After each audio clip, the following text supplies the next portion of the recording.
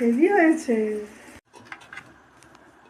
যেসব বাচ্চাগুলো সবজি খেতে চায় না, ওদেরকে এইভাবে খাওয়ালেই ভালো হয়। এই সবজি দিয়ে এইভাবে যদি রেসিপি করি, সব খেয়ে নেবে। এর সঙ্গে একটু আলুটা গ্রেট করে নিলাম, ময়দাটা নিয়েছি, ময়দার সাথে টমেটো দিলাম, ক্যাপসিকাম দিলাম, গ্রেট করে আলুটা দিয়ে দিলাম, গাজর দিলাম। আজকে সবজিটা একটু বেশি দিয়েছি, আমার ছেলে মেয়েগুলো সবজি খেতে চায় না, ওদেরকে এইভাবে সবজি দিলে ওরা খেয়ে নেয়।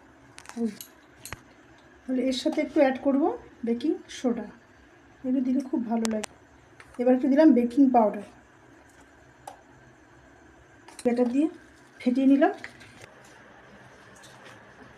ভালো করে মাখিয়ে নিলাম। আমার ছেলেটাকে খুব খিদে পেয়েছে,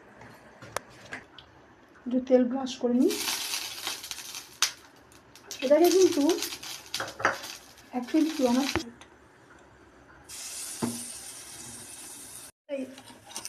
এইভাবে বানিয়ে নিন সবজি পরোটা, নরম তুলতুলি।